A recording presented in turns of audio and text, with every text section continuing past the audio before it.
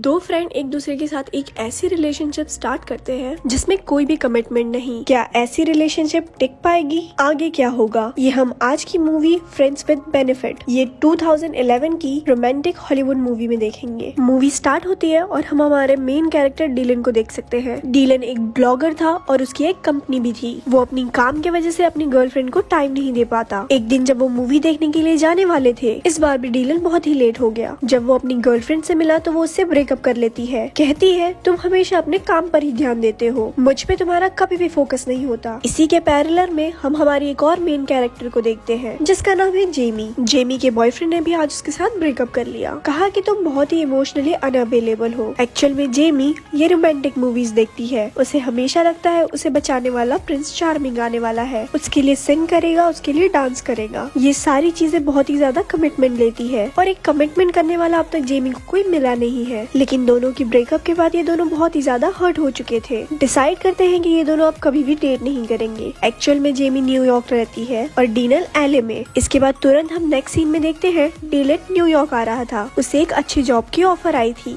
और offer Jamie की वजह से ही आई है। एक्चुअल में जेमी की फ्रीलांस कंसल्टेंसी है। जेमी के कंपनी को अच्छे एम्प्लॉयज चाहिए होते हैं, इनका कॉन्टेक्ट वो उन्हें दे देती है। इसी वजह से जेमी ने डीलन को कॉन्टेक्ट किया था। अब जॉब इंटरव्यू देने के लिए डीलन न्यूयॉर्क पहुंचा। जेमी वहाँ उसका वेलकम करने के लिए आई। जेमी को लगता है अब डीलन GQ मैगजीन में काम करने के लिए मिलेगा, वो उसके लिए बहुत ही बड़ी अपॉर्चुनिटी है। बट डीलन को इसका सीरियसनेस नहीं था। उसकी लाइफ बहुत ही अच्छी थी और एलए भी उसे पसंद था। जेमी ने कहा न्यूयॉर्क बेस्ट है, तुम्हें ऐसी अपॉर्चुनिटियाँ कभी भी नहीं मिलेगी। इतनी बड़ी कंपनी में काम करना बहुत ही बड़ी अपॉर्चुनिटी है। डीलन इंटरव्यू दे के आता है और उसे जॉब मिल भी जाता है, पर अभी भी उसे न्यूयॉर्क में रहना है या नहीं, इसे लेके वो श्योर नहीं था। जेमी ने कहा मैं तुम्हें दिखा के रहूंगी कि न्यूयॉर्क कितना बेस्ट है। वो फिर उसे ब्रुकलिन ब्रिज के पास एक बार में लेके आई। यहाँ पे डीलन फिर एक सेलिब्रिटी से भी मिलता है, पर वो उसे इतना अच्छा नहीं लगा। इसके बाद वो उसे एक बहुत ही टॉल बिल्डिंग के ऊपर लेके आई। जेमी ने कहा मैं जब भी अपसेट होती हूँ तो हमेशा यहीं पर आती हूँ। ये उसके लिए बहुत ही ब्यूटीफुल सा एक्सपीरियंस था। डीलन को भी बहुत ही अच्छा लगता है। डीलन के फादर भी बहुत बड़े राइटर थे। ये बात जेमी को पता थी, तो जेमी ने पूछा तुम यहाँ पर जॉब ले रहे हो, इसके बारे में तुम्हारे फादर क्या कहेंगे? डीलन कहता है मैं हमेशा लाइफ में जो भी करूँ वो अच्छा ही करूँगा, ये मेरे फादर को हमेशा ही लगता था, वो मुझ पर प्राउड होते हैं। इसके बाद जेमी डीलन को टाइम स्क्वायर में लेके आई। वहाँ पर सब लोग एक सिंक में डांस कर रहे होते हैं। जेमी ने कहा इतनी बड़ी सिटी में किसी को अकेला ना लगे, तो इसलिए सब मिलके यहाँ पर डांस करते हैं। उन्हें लगता है किसी चीज का वो पार्ट है। ये सारी चीजें देख के डीलन ने भी डिसाइड कर लिया कि वो न्यूयॉर्क में रहेगा। डीलन ने फिर अपना जॉब ज्वाइन किया। सबके साथ वो बहुत ही फ्रेंडली था। उसका एक नया फ्रेंड बनता है जिसका नाम है टॉम। डीलन के ऑफिस में जॉब का कॉन्ट्रैक्ट साइन कराने के लिए जेमी आई हुई थी। एक 1 ईयर कॉन्ट्रैक्ट है, पर वो भी डीलन छोड़कर जा सकता है। पर जेमी कहती है ऐसा करना मत, अगर तुम छोड़कर चले गए तो मुझे कोई भी बोनस नहीं मिलेगा। बात करते करते डीलन जेमी से पूछ लेता है क्या तुम मेरे साथ लंच पर चलोगी? जेमी को लगा कि डीलन उसे डेट पर पूछ रहा है। जेमी कहती है कि पूरी सिटी में मैं ही तुम्हारी फ्रेंड हूँ और अगर हम लोग डेट करेंगे तो सब कुछ बहुत ही वियर्ड हो जाएगा। डीलन कहता है कि ऐसा कुछ भी नहीं था, मैं सिर्फ एज अ फ्रेंड तुम्हें पूछ रहा था। इसके बाद फिर ये दोनों लंच पर आए। बातें करते करते फिर ये दोनों अपने प्रीवियस ब्रेकअप के बारे में बात करने लगते हैं। उनके एक्स पार्टनर को उनके बारे में क्या लगता था, ये सारी चीजें उन दोनों ने एक दूसरे को बता दी। ये हमेशा एक दूसरे के साथ बहुत ही ज्यादा ऑनेस्ट रहते हैं। इस वजह से इनकी फ्रेंडशिप स्ट्रॉन्ग हो जाती है। जेमी ने कहा कल रात मेरे घर पर पार्टी है जहाँ पर तुम और भी फ्रेंड्स बना सकते हो। डीलन भी इस पार्टी में पहुँच गया, बहुत सारे मजे करता है। इसके बाद ये दोनों एक दूसरे से मिलने लग गए थे।